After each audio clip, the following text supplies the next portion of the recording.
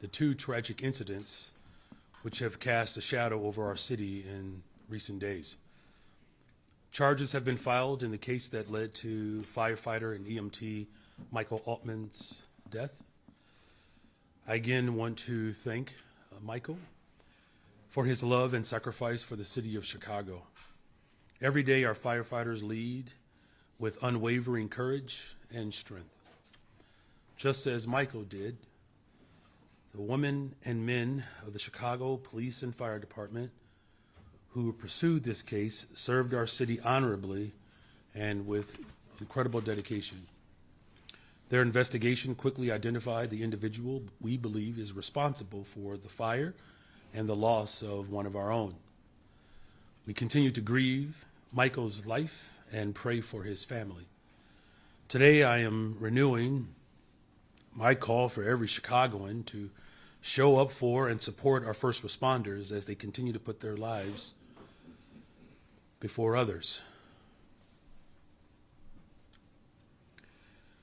You know, as I prepare to send my oldest son off to college this fall, I can't stop thinking about the Gorman family as they bear the unimaginable loss of their daughter, Sheridan. What I want for my child is what I want for every single child and every single person in this city. That is to be safe and to live out their purpose without fear. Disturbing acts of violence like this set us back as a city. We will not tolerate those who break the law and put the lives of others in danger. And as they do on a regular basis, our Chicago Police Department led a swift and decisive investigation and identified the person that is suspected of being responsible for her death. My administration will continue to hold those who commit acts of violence accountable as we continue to make the critical investments that our city needs to heal and reach our full potential. With that in mind, I want to take a moment to speak to you all about our investments in community safety as we get ready to approach the summer months. As we continue to revamp and modernize our Detectives Bureau, next week we will celebrate the graduation of 48 new detectives. These detectives will continue to lead investigations that will bring closure to families and individuals who have suffered or experienced violence. We know that effective policing that ensures there are consequences when someone breaks the law is one of the best deterrents to crime and violence, particularly when we have more resources at our disposal to be able to get swift accountability. In a similar vein, we are moving to strategically deploy additional safety resources to our trains and buses, including additional patrol hours by our CPD officers and a new partnership with the Cook County Sheriff's Office. As we have sought to address persistent rates of violence on the CTA, we are directing the full force of government towards ensuring Chicagoans can feel safe during their commute. This includes homelessness outreach and services for those sheltering on our transit system. We are expanding the number of dedicated shelter beds for the CTA to utilize, and CTA has partnered with CDPH to help connect people in need with social services and housing. The CTA is also launching crisis intervention specialists and violence interrupters who will work to de-escalate mental health and behavioral crises and connect riders to the critical services that are needed. These full force of government efforts are already providing the type of transformative nature that this city deserves as it relates to our public transportation system. Transit worker assaults fell by 29% in February, while violent crime on buses has declined by 19%. Now, do not misunderstand me. There is more work to do, and we will continue to extend vital resources and opportunities while ensuring we are investing in the personnel and technology that we need to deter unlawful activity. As it begins to warm up, we are continuing to build upon our efforts to offer our young people safe and constructive spaces to grow as individuals and have fun with their friends. On Saturday, in partnership with My Shy, My Future, our office will be holding the annual Teen Bash at Navy Pier. This free event invites Chicagoans from across the city to have fun in a responsible way and to enjoy our downtown while connecting with summer jobs and other opportunities at our on-site teen resource fair. And as a reminder, the application period for our newly minted Chicago Youth Works program for summer employment and career exploration is now open through May 29th. I encourage all young people between the ages of 14 to 24 to apply as soon as possible. During this last budget cycle, I fought hard to maintain the number of young people that we are able to invest in and hire. 31,119 is not just a number, but it represents an investment in their future and the future of our city. We know that these opportunities have resulted in the reduction of violence where violence is most pervasive. This is true for my neighborhood in Austin, where last summer we hired 1,829 young people and experienced simultaneous a 30.8% reduction in shootings and a 30.4% reduction in homicides. This is also true for Auburn Gresham, where 976 people were hired and there was a 28.6% reduction in shootings and a 66.7% reduction in homicides. There are countless examples of how our investments lead to actual results. We will continue to fight for these opportunities and make the necessary investments in our safety infrastructure to ensure that every Chicagoan can feel peace of mind, and feel secure in their own community. And to the people of Chicago, I want to make something absolutely clear, that I remain committed to investing in all of Chicago and the future of our great city. And with that, I'm happy to take any of your questions.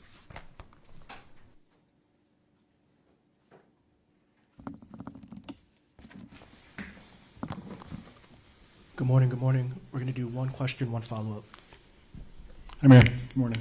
Good morning. Mayor, last week when you dismissed Gary and Gatewood and Manny Whitfield, were you aware, as Whitfield told Fox 32 yesterday, that they had filed a complaint with the Office of Inspector General against Jason Lee and Christina? That was not brought to my attention. Have you followed up? Do you know if Christina and Jason were aware of that?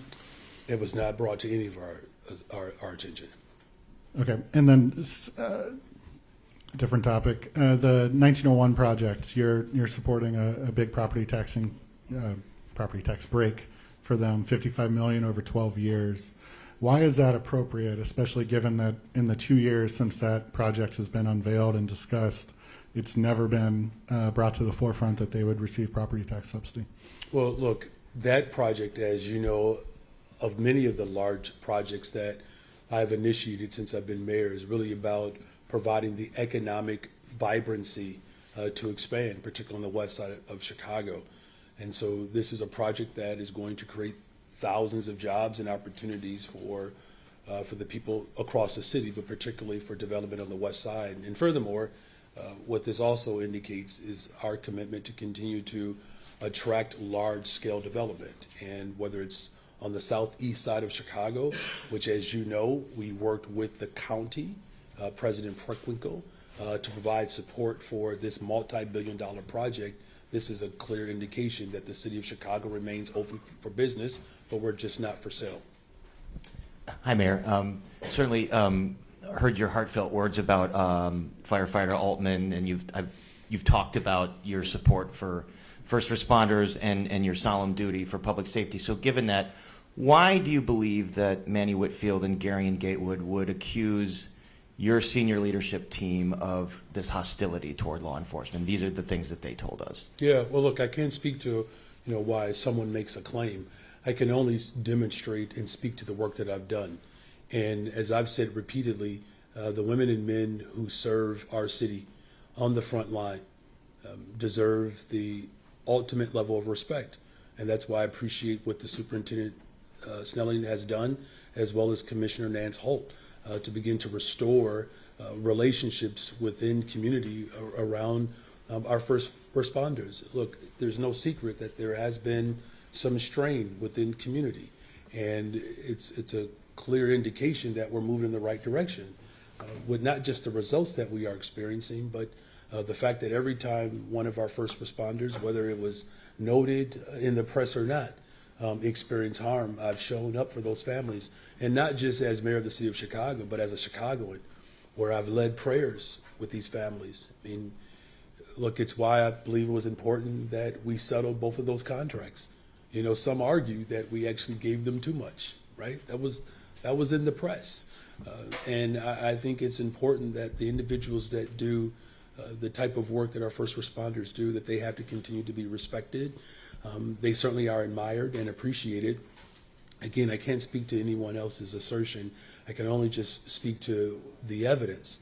And I've shown up for our first responders, and so has my administration. In fact, if you just would allow me to just go down memory lane quickly, I believe that there was a claim that somehow if you elected me as mayor of the city of Chicago, that there would be mass exodus and that there would be blood flowing through the streets of Chicago, neither of which are true, right? We're about to go to another graduation where we are graduating more first responders. We were able to settle both of those contracts and give them fair compensation. And I'm calling on the entire city of Chicago to put their arms around our first responders because, of course, they're doing God's work. And I know you don't like to talk about personnel issues, but another thing that they chose to speak out, and they wanted to, they were sore about the fact that they believe their work contributed to these historic drops in violence. So why a different direction if their work had been successful? Look, there are a number of people who have served my administration and done it honorably, and they all should be commended. These jobs are not easy, you know, and here's what my focus has always been, and we're going to continue this focus. I said that we have to revamp our Detectives Bureau so that it is sharper and is far more engaging with other divisions within the police department. And we've done that. As a result, we have a clearance rate of now 75%, and Superintendent Snelling, along with Chief Ursetti, have done an incredible job at ensuring that our Detectives Bureau has been revamped at my direction. And it's not just Chief Ursetti or Superintendent Snelling. It's all of those detectives and all of the patrol officers, the counterintelligence, they all play a part in solving crime in the city of Chicago. In other words, it's not just on Chief Ursetti, it's not just on Superintendent Snelling, it's the entire division. We also said that we have to invest more in CVI. I fought in this last budget to ensure that there are more resources that can go towards CVI. That also contributed. It's not just one CVI group, it's multiple groups, right? Same thing with youth employment. It's not enough to just hire young people out of one particular community. We have spread that out throughout the entire city of Chicago. Our investment in providing support for individuals who are suffering and dealing with domestic and gender-based violence, all of that plays a part in driving violence down the city of Chicago. I am not going to be satisfied with just a reduction. One homicide, one shooting is one too many. There's more work to be done, and we're going to continue that work. And I give my commitment to the people of Chicago that the top priority to build safe and affordable communities still remains. Hi, Mayor. Hi. Excuse me. In your statement yesterday about ICE agents at the airports, you said that you would use every tool in your administration's toolbox to ensure that undocumented Chicagoans can travel safely. Can you kind of talk about what tools you're referring to, how you are monitoring the airports, and what the city can do if it does feel that ICE agents are overstepping their roles at O'Hare? Well, first of all, Commissioner McMurray, he is providing great leadership with our aviation department, and we are monitoring the situation closely. We understand that there are roughly 75 ICE agents that have been deployed over a couple of shifts. We're going to ensure that they're not engaged in activity that sets us back as a city. Things as simple as making sure that they're not wearing masks. As far as the tools are concerned, my toolbox has not changed, and whether that's litigation, whether that's executive order, whether that's legislation, all of that will always remain on the table to ensure that we're protecting the people of our city. And did you receive the information about the 75 ICE agents being deployed to O'Hare from DHS directly? And does that signal a higher level of coordination than in the past? Well, I don't. And here, I think that the ultimate signal that they're still sending is that this administration doesn't respect workers, right? The motivation behind this is because They said that TSA needs more support. Well, TSA would not be under these circumstances if we actually paid these workers. I'm calling on the President of the United States of America to negotiate in good faith with these workers to ensure that the very people who are purpose to make traveling safe and fluid and efficient, that those workers, those women and men who serve this country in that capacity, that they are fully and properly compensated.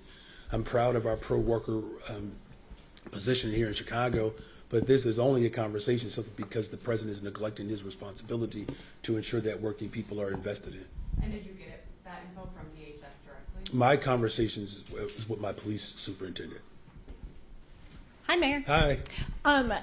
I have asked the Chicago Police Department to provide the letter required by the management ordinance to update you and members of City Council committee chairs about the progress made on an early warning system regarding Chicago police officers. They are 5 days overdue responding to that FOIA. But I think maybe one of the last times we spoke, you said that that letter would be provided very soon.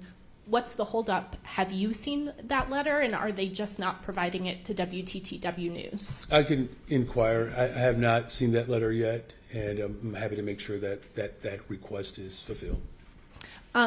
The executive order that you issued January 31st gave CPD 30 days to finalize a policy and how they would interact with ICE if there were allegations of misconduct in ongoing raids. That policy is not yet final, and it is now significantly overdue. Do you know what the hang-up is on that policy? Well, first of all, it has been finalized. What the executive order did, it gave CPD 30 days to review its policy and to see if its current policy is applicable, or are there other measures that need to be put in place. It turns out that the policy that they have in place is applicable to what we're asking them to do. And again, we'll make sure that that gets released and fully published. CPD specifically told me that a new policy is in draft form and is not allowed to be released under FOIA. So if your office could help me clarify whether there is a new policy and if that new policy exists to release it publicly. Here's my understanding, is that the policy that they have in place to ensure that the type of evidence that would be received on site and how that information can be used to transfer over to the state's attorney to move forward with their investigation, that the policy, as I understand it, is applicable to what this executive order is calling for.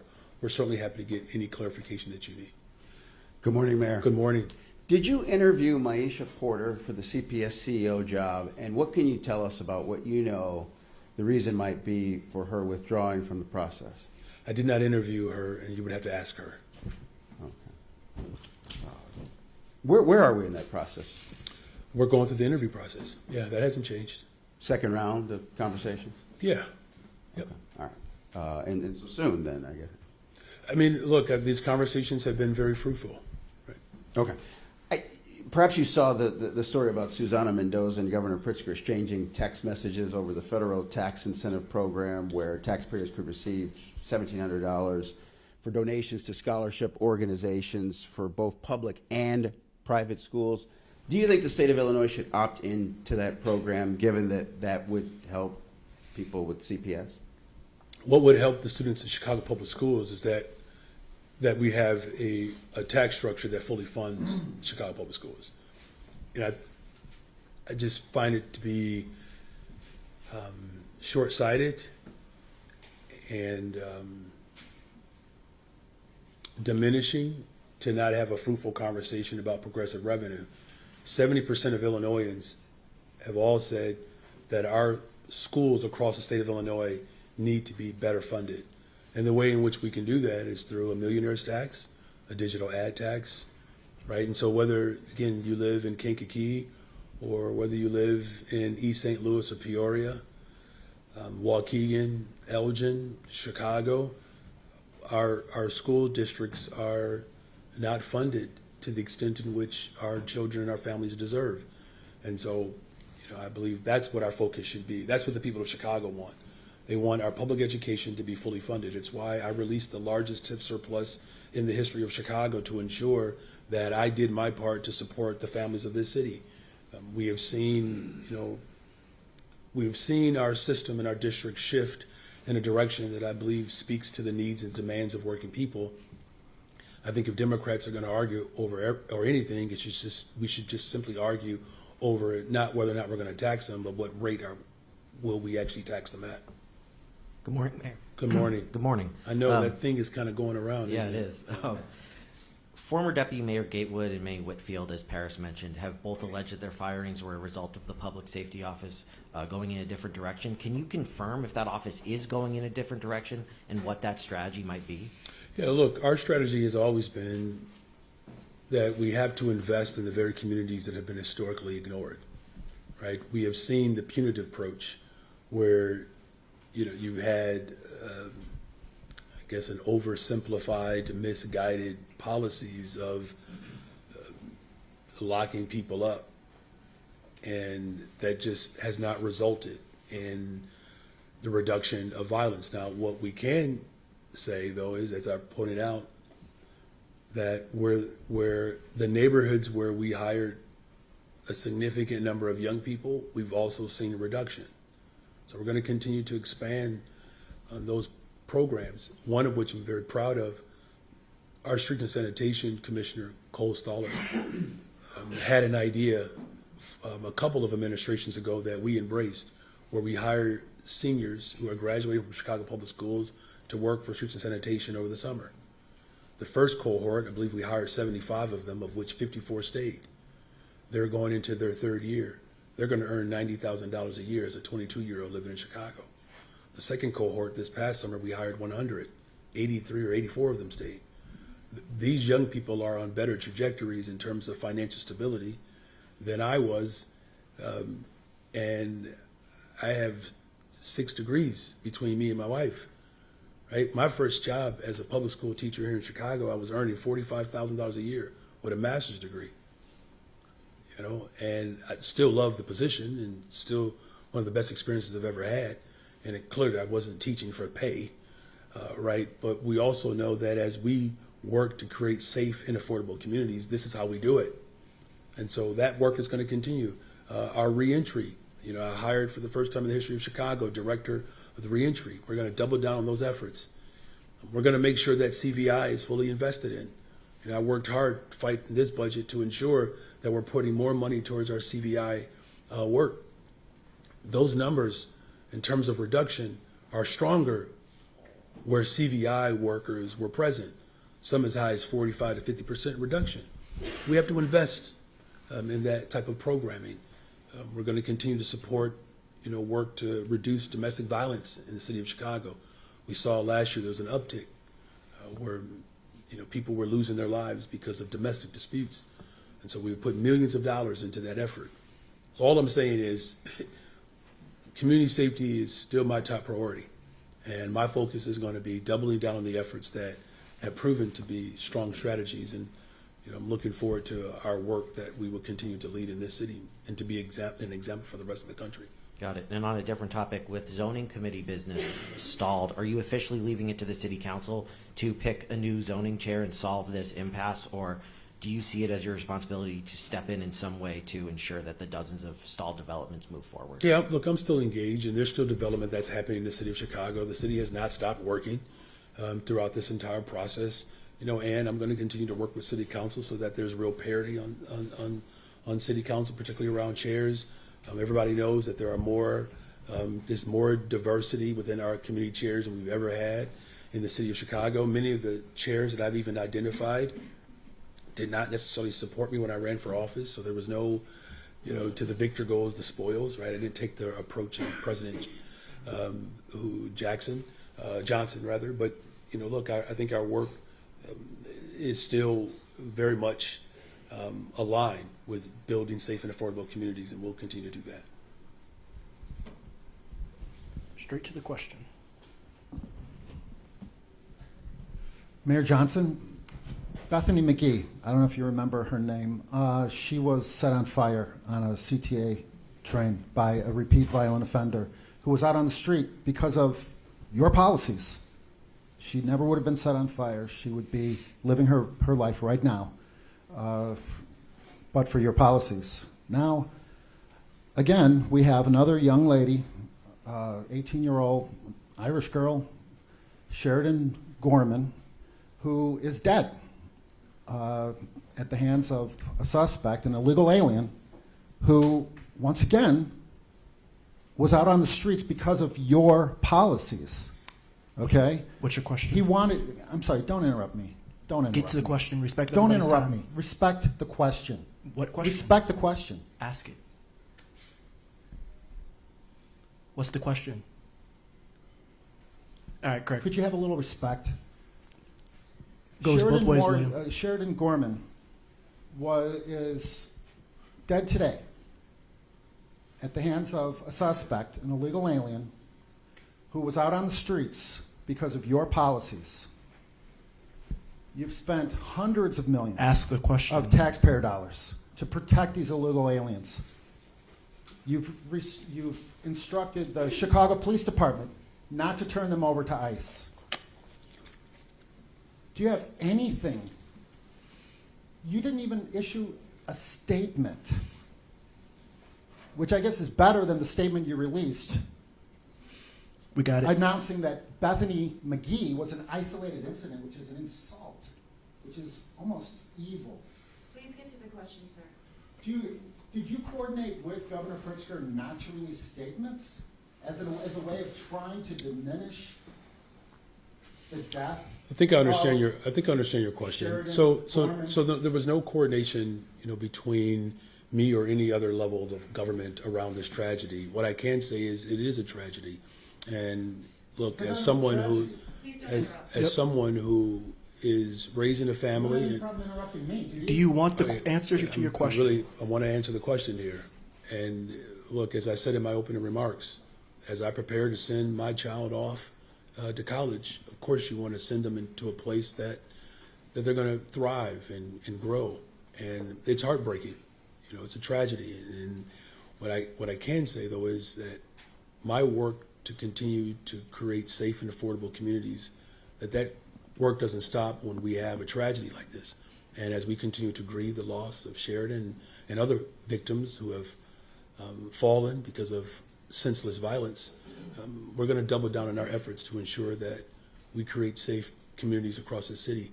And we're going to continue to pray for those victims. Will you take this opportunity to apologize to Sheridan's parents for the policies that you promoted that would directly caused her death? That suspect would not be in the city, would not be in the country, but for your policies. Will you take this opportunity to apologize? Well, again, I to believe Sheridan's that we're family? all grieving the loss of Sheridan and other folks who have lost their lives because of senseless violence. And let's just be very clear, between the Safety Act and the Welcoming City Ordinance. The Welcoming City Ordinance was passed 40 years ago by the first black mayor in the history of Chicago. And the Safety Act was passed under the governor, at that time, who was a Republican, Governor Rauner. Thank you for your questions. So you will not apologize to Sheridan's parents? Hi, Mayor. No apologies. You have nothing to say to them. I want to follow up on some of the other appointments. What's taking so long to get somebody appointed to head the CTA? And what's your timeline for CPS CEO? Yes, again, for the CPS CEO, the Board of Education, under the leadership and direction of President Hardin, went through a quite comprehensive process. And a couple of names have been submitted to me for review, and I'm having those conversations. So that process is well on the way. But look, the school year is not over yet. School year doesn't begin until, obviously, August. And, right now our focus is going to be on, getting this class of 2026 across the finish line.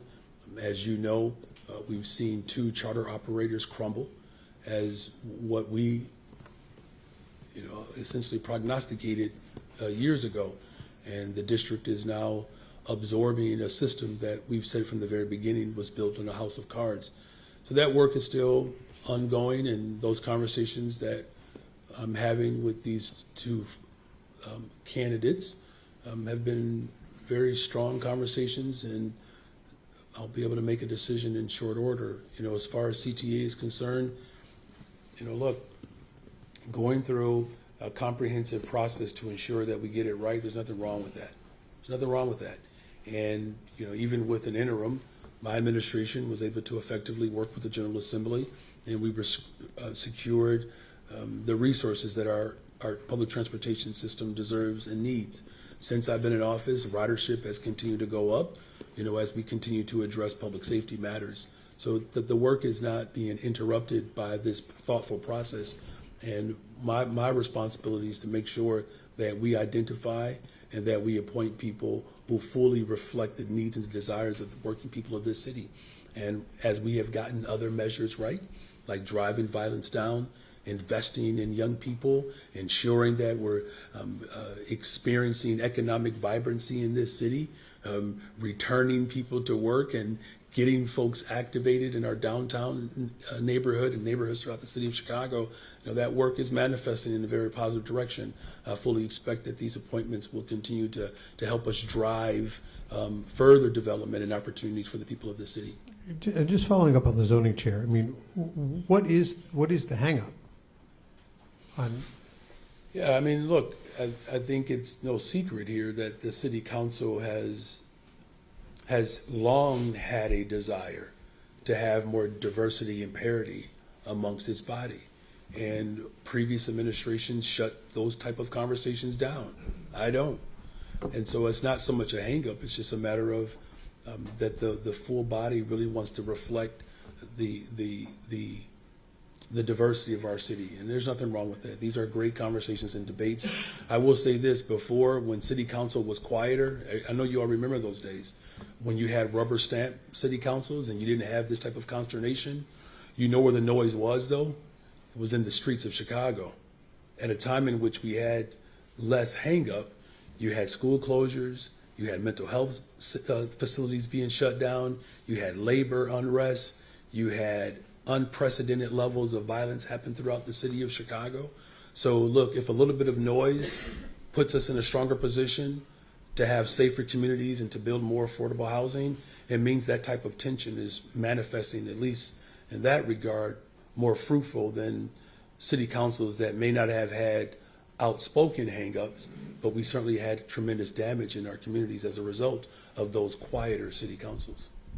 How you doing, Mayor Johnson? You know, I'm actually doing pretty well. You know, as I was saying earlier, man, as we get closer and closer to the summer, gearing up for it, you know, I got an 18-year-old in the house. Folks have been giving me advice about having adult children. He thinks he's one, not quite, but I'm just dealing with just the pressure of life of raising children in this city. And I think the other thing is just really getting ready for what will be a World Series year for the Cubs. Yeah, I'm going to put that out there now. From your lips, sir. Yes. You've probably seen the statement from Sheridan Gorman's family, which talked about addressing what we heard last week from Alder Haddon about rejecting the idea that she was in the wrong place at the wrong time, and some disappointment over what they called failures of the system. I'm wondering if you've had an opportunity or taken the opportunity to speak directly with the Gorman family and share a little bit of that conversation if you have, or if not, what you would say to them. Yeah, well, I plan to. I haven't had that conversation with them yet. Look, it's when something like this happens, and I'm just going to speak as a parent. When something like this happens, in a tragedy where a young person is gunned down, you automatically think about your own children. You just do. And there's no words that one could express that could properly console a family that lost their baby. And my condolences to the Gorman family, and we're going to continue to pray for their strength. It's ungodly of what happens in the streets across America with gun violence. It is. And I've worked hard to reduce it. And for this particular family, that hard work did not result in their child still being here. And I think it's incumbent upon all of us to not just put our arms around, this family and other families who have lost loved ones to gun violence, but we have to double down on our efforts to ensure that these tragedies not only not become normalized, but we reduce the likelihood of something like this happening. Look, I think people should be able to experience a city, no matter where you are, without the threat of violence. And again, my heart aches and breaks for this family and families all over the city. And look, and if you've not raised a family and if you're not in these positions, maybe it's not something that you think about on a regular basis, but I do.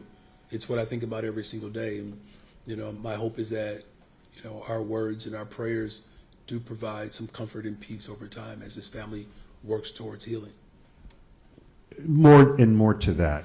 This is, and you know this as well as anybody, this is the time when families of graduating seniors are thinking about where they're going to go to continue their journey, whether it's college or whatever. And there may be people who will see stories about what happened last weekend and wonder if Chicago is the place for their kids. What is your thought about that, sir? And what message would you have to them? Yeah, look, as I said, I'm preparing to send my child off to college. Right, it's you don't want to live in fear, but it's hard to avoid thinking about the worst. And what I can assure people who are preparing to send their children to Chicago, and many of whom have already made that decision, that this is a place where young people are thriving and growing. And we can live between both, where we are thriving and growing, and we still have more work to do. As I've said before, there were people who were sending their children to Chicago at a time in which 800 and 900 people were being killed. And no one did anything of substance to really address it. And I'm not saying that there weren't people who weren't thinking about it. I'm saying that the approach that they took continued to exacerbate the trauma and the tragedy that exists in too many communities that have been historically ignored. What I will continue to say to these families is that I'm working every day to do something about it. And it's why we've taken a different approach than other administrations. Because I can tell you, look, I live in Austin. It's a beautiful community. There's a reason why young people flocked to this opportunity to get these jobs, because they know that when they find their purpose, it strengthens our community as a whole. And I'm saying to families, we have evidence that our work is working. Help me do more of that. Doesn't mean that we're perfect. It doesn't mean that we get it right every single time. But the fact of the matter is we had the fewest amount of homicides in 60 years. That means something. Because the less violence that we have in the city of Chicago, the people who are most impacted by these investments and this work are the very people who have suffered under this level of tragedy for decades. And that we're finally approaching this in a holistic way with the full force of government. I need partners. We can't do it by ourselves. We need the federal, the state, county, city. All of us have to roll up our sleeves and continue to work, not just to simply save lives, but to ensure that they can have fruitful and vibrant ones. So that's going to be the work. And, again, our heart breaks and we grieve. It does set us back. But it doesn't stop us from doing everything in our power to ensure that we build safe and affordable communities. You're welcome. Good morning. Good morning, sir. So getting back to transparency that apparently has stalled with Heather's organization, and that's escalating with my news organization, Chi Guardian Deep South Press Corps. Now that the Illinois Attorney General's Public Access Counselor has given you all 7 business days from this past Friday to explain why the City Reparations Task Force shouldn't totally comply with the Illinois Open Meetings Act, when will the body provide public and media access to all of its proceedings and make its meeting notices, minutes, and agendas publicly available, as advised by the State Reparations Commission, which has set the precedent for full transparency? And I understand that there's going to be some kind of luncheon later on today that will include the chair of the State Reparations Commission, who says by no means will he suffer any under the radar discussions of reparations. Yeah, look, the discussions for reparations are happening. They're moving forward. There will be opportunities for public participation. This is advisory, like many other advisories. I have multiple advisory councils throughout my entire administration, of which there are opportunities for families to engage or individuals to engage in. Keep in mind that the very individuals that have been selected represent the very communities that have, suffered under the historic damage and harm that has been done to black folks in particular. And so we're going to continue to have those conversations to make sure that people have access and opportunities to fully engage on what reparations could look like for the city of Chicago. Okay, well, we'll see how that works out for you, because the PAC is saying, B word, better have my open meetings. But anyway, given mounting crimes committed in Chicagoland by IAs and potential immigrants, how long will the city's and state's sanctuary policies continue to enable those who pose a threat to public safety and national security under the Alien Enemies Act? That is, don't you think it's high time for local sanctuary policy reform, starting with the welcoming welcoming city ordinance, and especially after the firing of your top public safety and violence intervention people? Mm-hmm. Well, first of all, the priority and the emphasis around community safety as a top priority, and how investing in communities places us in a stronger position to be able to do that, right? And that anyone, regardless of their status, if they commit a crime, they will be held accountable in Chicago. The proof is in how our Chicago Police Department swiftly interacted and was able to identify, establish the case, and submit to the state's attorney, of which the state's attorney took that evidence and has decided to pursue prosecution, which is evident that the system can work when we all cooperate and coordinate together. Now, again, as far as a welcoming city or the Trust Act, bear in mind that the whole purpose was to make sure that undocumented individuals do not feel intimidated when they reach out to law enforcement, right? What we've seen historically in counties and cities and states where welcoming city ordinances have been embraced, we've actually seen a reduction in domestic violence, particularly for Hispanic women, who feel stronger and more confident to call police in those instances. And so we know that this president has not taken this situation and this challenge in our country seriously. Because my question would be, isn't it time for the President of the United States of America and Congress to actually act and pass comprehensive immigration reform? If the president was serious about really creating safe communities, he would not have taken $800 million away from cities across America that were designed to reduce violence.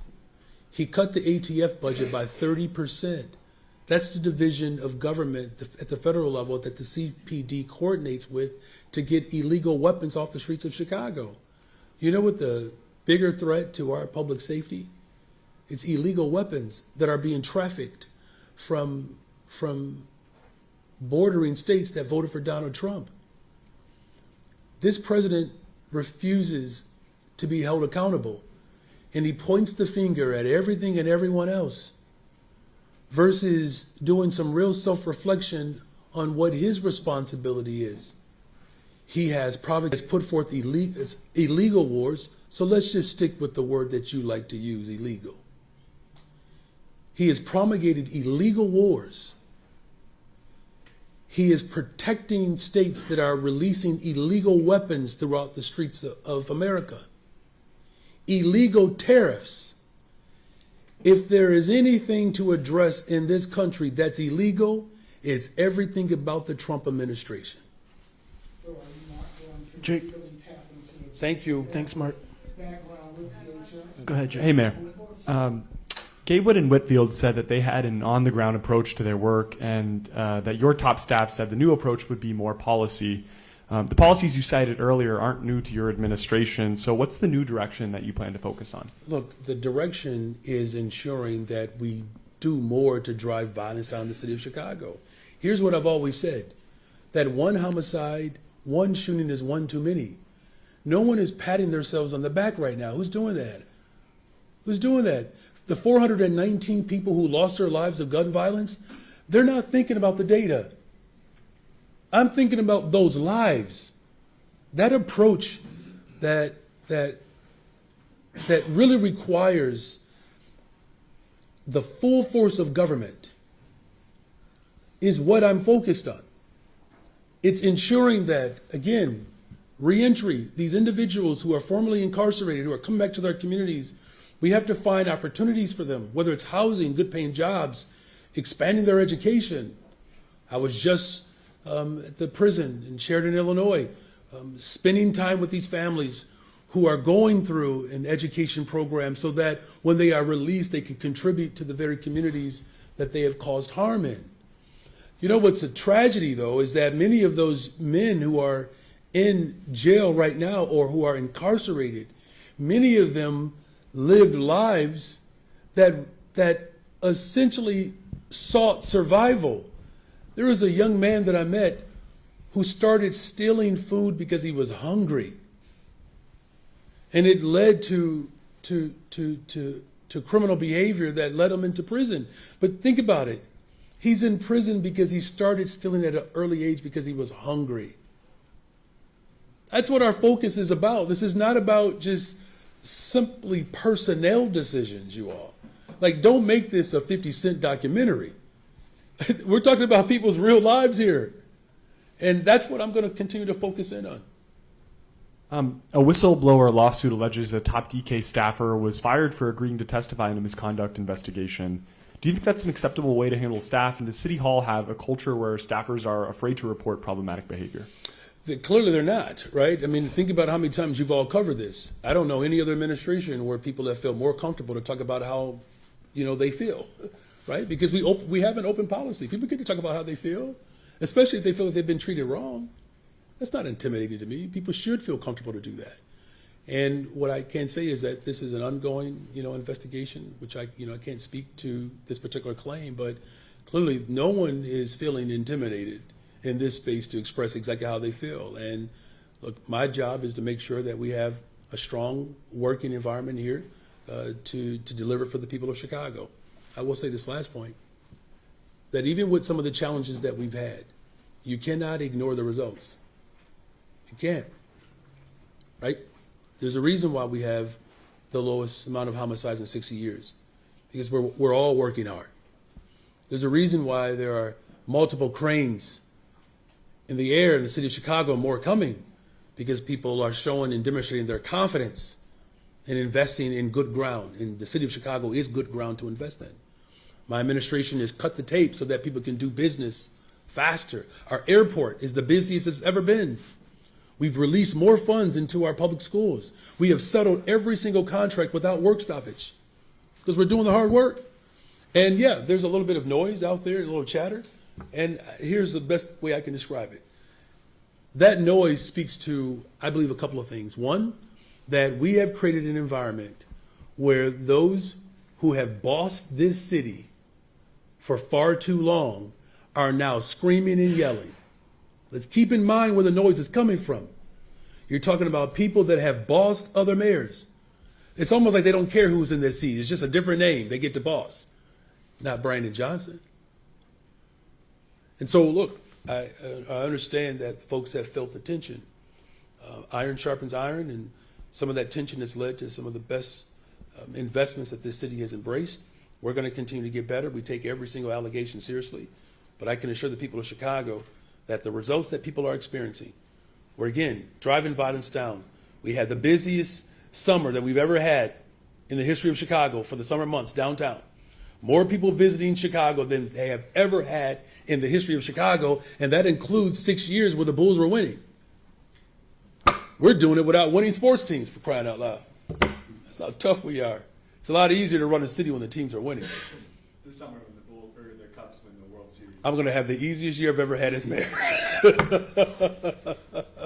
Hi, Mayor. Hi. Not to beat a dead horse here, but I want to also ask you a question about Gary and Gatewood. He told me that there's a culture in your office that if you hold people accountable, you become a target. He is essentially implying that that's what happened to him and that that's what happened to other people before him. Is that the case, or do you stand by the culture in your office? Look, I stand by the work that we are accomplishing together as a city. That's what I stand by. And look, these jobs are difficult. There's no secret there. Listen, public sector jobs are just difficult in general. And, you know, I what I can speak to is that we have worked hard to ensure that we create a diverse workforce, an environment in which workers get a chance to regularly engage with me, whether it's through cabinet meetings or all staff meetings where people get to discuss out loud how their division of labor is reflected in my vision for the city of Chicago, which is to build safe and affordable communities. There's open dialogue here. Look, whether it's, and I didn't even mention the success that we've had around environmental justice. All I'm simply saying is that the work is working in this city. And that's what I'm going to continue to focus on. And on another topic, CTA has sued to restore billions in federal funding. I believe it's related to the red and the purple lines. Just your thoughts on, you know, why that's something that you guys are continuing to push for and what it would mean to have that money. Yeah, look, we've worked hard. Is another example of how hard I've worked, is that I've worked hard to secure the federal dollars under the Biden administration to, you know, improve our public transportation system. And what I find disturbing is the one particular area in which the Trump administration is trying to withhold funding from, in particular, is the funding that's going to go to the south side of Chicago and the extension of the red line going south. You seldom hear about projects that are happening downtown or on the north side of Chicago. This president is telling us who he is, you all. I don't know why there are people in this country that are still allowing the president to play them. He's not going to, not me. And I've said from the very beginning that this president has worked overtime to create distractions in this country in order to go after, I believe, the people that he ultimately wants to squash and suppress. And that's the base of working class movement. And there's no secret, you don't have a working class movement in this country without black voters. This president has intentionally gone after, he said it, I'm gonna go after or withhold funding from Democrat cities. This is political retribution at its finest. And I'm not gonna put up with it, I'm not gonna stand for it, and I'm gonna use every single tool available to me to ensure that the people of this city, whether you're on the north side of Chicago or the south side of Chicago, that you receive the federal funds that are necessary for our economy to continue to grow. Mayor, good morning. Good morning. You waited very patiently. Hey, that's what we do sometimes. Yeah. On Gary and Gatewood, was a forward-facing person sitting at your table here a lot of weeks, which is why we're asking so many questions. He was given commendation from your administration a few days earlier on social media. These strong numbers, best in 60 years that you've talked a lot about this morning. Can you be very specific? Where does the philosophy between your vision and his vision diverge? Well, first of all, we lifted up the work as a whole. I don't believe we've ever just simply singled out one individual as responsible, right? Because that's just not how, that's not my orientation. It's a collective responsibility. And what I'm going to repeat one more time is that this is about doing the work that continues to work, but also doubling down on those efforts. There's more work to be done, and I'll be the first to admit that we still have a little ways to go. Even with the success that we've had, there's still a little bit more work for us to do to get to the point where we are the safest, most affordable big city in America. But obviously, you two have a difference of opinion on how to move forward. Can you illuminate what that is?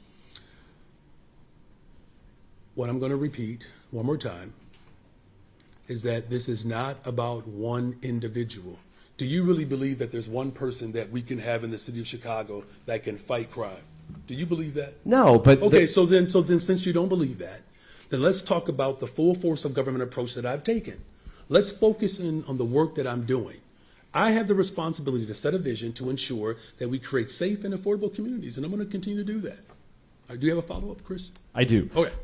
What is your message to existing staff who feel a need to reach out to the Inspector General's office? Should they feel comfortable?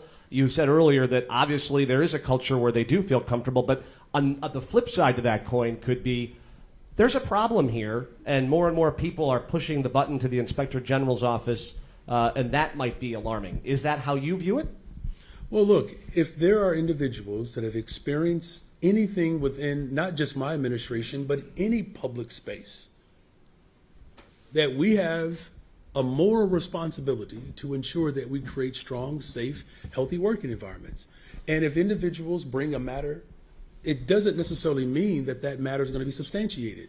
So, look, I would ask you all, just respectfully, if you just go back and look throughout all of history, this is not the first time that people have called the Inspector General, whether it's calling from different offices or not. I'm saying that we take every single allegation seriously.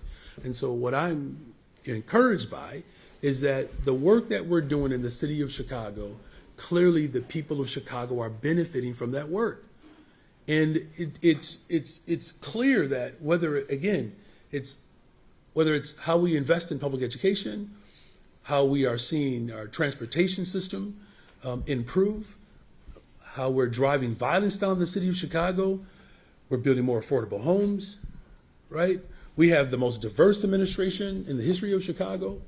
If you look at the full scope, listen, I'm not saying that you can't pinpoint certain elements that need more attention, but if you look at the full scope, if you're willing to do that, you'll see that there is far more to report on that's working in this city than what's not. And I think that if we continue to focus on the things that work, I believe that it strengthens our ability to build the confidence so that work can continue. And we also can address where there are areas of concerns. And I will continue to have an open door policy and support workers across this city that if there are grievances or if there are areas of misconduct that need to be brought to the attention to the public, that we should do that, and there should be a full and thorough investigation. And if there are individuals that are responsible for causing any of that harm, that they should be held accountable. All right, thank you all very much. Enjoy the rest of your day.